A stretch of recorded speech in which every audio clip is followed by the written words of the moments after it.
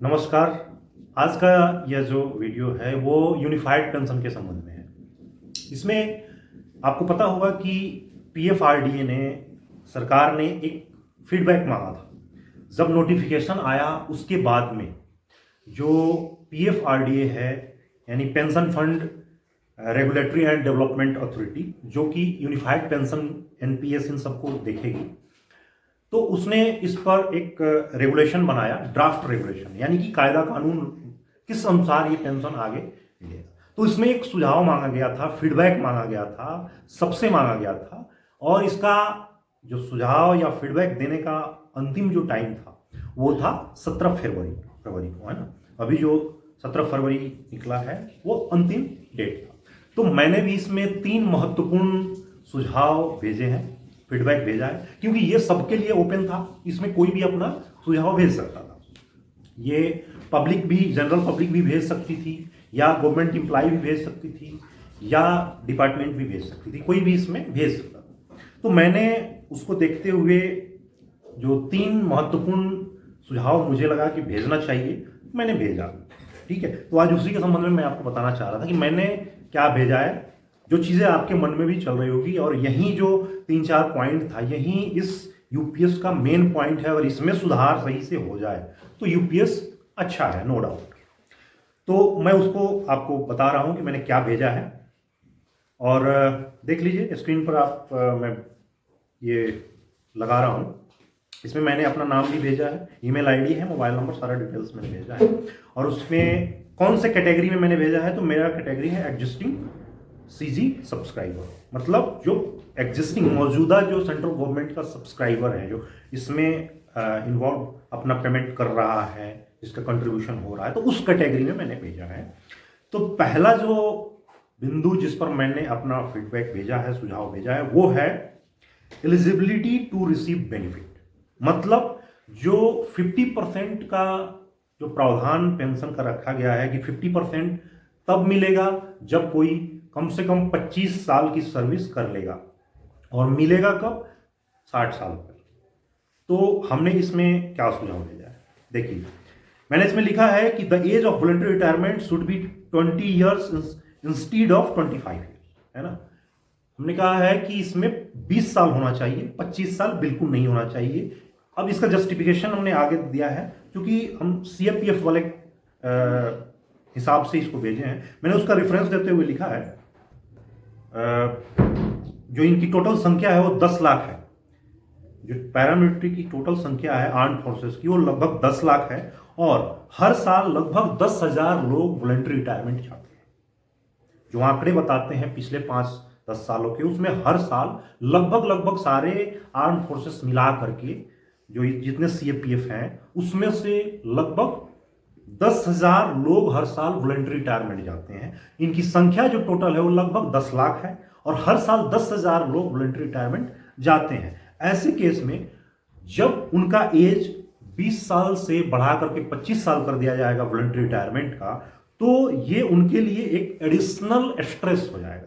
जो लोग अपने जरूरतों के लिए, चाहे वो किसी भी कारण से रिटायरमेंट जाते हो, सर्विस प्रॉब्लम के कारण, फैमिली प्रॉब्लम के कारण, पर्सनल किसी रीजन के कारण, वो 20 साल में वॉलंटरी रिटायरमेंट जाते हैं। तो ऐसे लोग जो इच्छा से जाना चाहते हैं, उनके लिए बहुत बड़ा दिक्कत हो जाएगा, क्योंकि सर्विस में डिफिकल्टी है, कई चीजें हैं जिसके कारण लोग 20 साल बाद जाते हैं।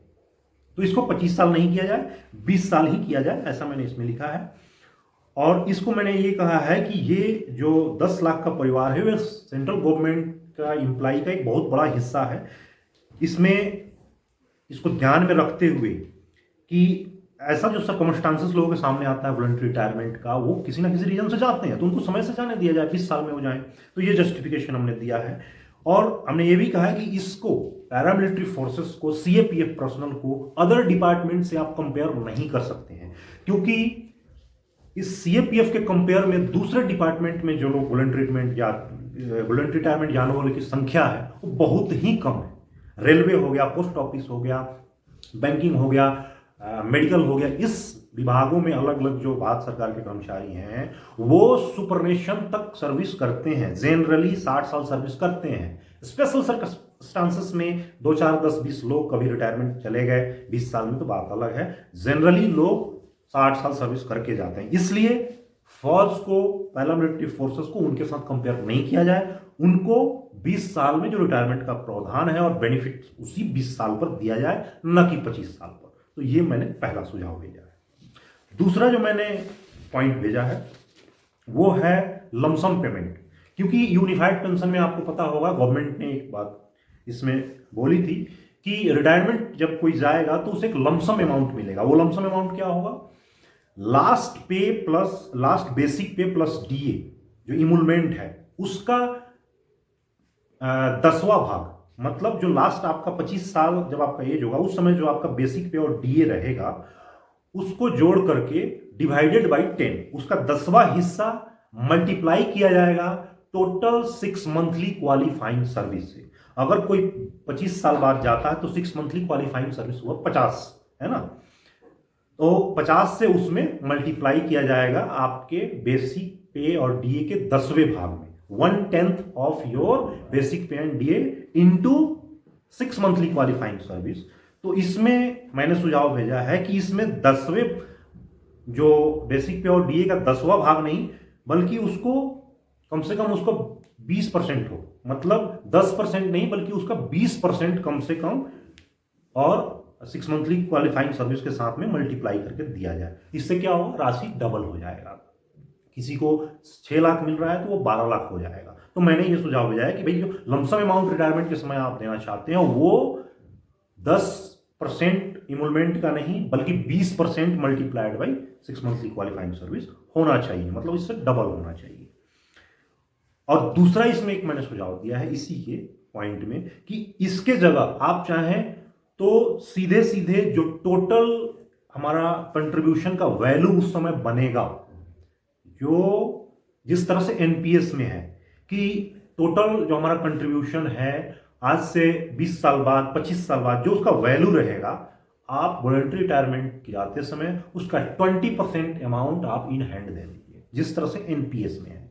तो ये मैंने इसमें ऑप्शन दिया है कि भाई आप ऐसे किया जा सकता है। इसका रीजन मैंने जस्टिफिकेशन दिया ये है, because purpose benefit is very low in amount to maintain self and family after retirement, especially where a government employee totally depend on his monthly salary and after retirement there is no source of income, then how he survive with his family in future without income। अभी government employ जो भी होता है सरकारी कर्मचारी वो तो महीना पर निर्भर है, मंथली आता है, उसी आधार पर उसका सारा काम चल रहा है। और जब रिटायरमेंट जाएगा तो उसको कोई उस समय तो कोई पेंशन मिल नहीं रहा, तो उसके हाथ में एक मोटा अमाउंट होगा तो उस अमाउंट का वो उपयोग करके आगे अपना फ्यूचर का काम चला सकता है जब तक कि उसका पेंशन स्टार्ट ना हो।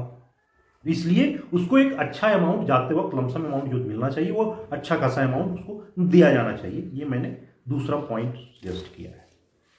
तीसरा जो महत्वपूर्ण बहुत ही इंपॉर्टेंट पॉइंट जो सजेस्ट किया है मैंने, वो जो 50% एस्योर्ड पेंशन का जो बात कहा गया है कि 25 साल पर 50% मिलेगा, तो मैंने उसमें सीएपीएफ पर्सनल का ही हवाला दे करके उनके बारे में ही रेफरेंस दे करके एक लिखा है कि 50% फुल एस्योर्ड पेंशन 50% की जो बात कही गई है after completion of 25 year of service. तो इसमें 25 ईयर्स के बाद में कोई रिटायरमेंट जाएगा, लेकिन पेंशन कब शुरू हो रहा है? 60 साल पर, यानी कि जब उसका एज सुपरनेशन का हो जाता है। तो उसके बारे में मैंने लिखा है कि in this circumstances if a CAPF personnel who enrolled in service between age of 18 to 25, जैसे CAPF पर्सनल है जो फौज में जो लोग आते हैं पैरामिलिट्री फोर्सेस में, आर्म फोर्सेस में, वो 18 से 25 साल के अंदर में भर्ती हो जाते हैं। तो एक आदमी अगर 18 से 25 साल की उम्र में भर्ती हो गया और 25 साल बाद मान लो वो वॉलंटरी रिटायरमेंट जाता है तो उसका टोटल उम्र मान लीजिए हो गया 50 साल। तो जब उसका 50 साल एज होगा, 25 साल में रिटायरमेंट गया और 25 साल में मान लीजिए भर्ती हुआ, तो टोटल उसका एज हो गया 50 साल। उसको पेंशन कब मिल रहा है? जब उसका एज हो जाएगा 60 साल, यानी कि जब सुपरनेशन का हो जाएगा एज।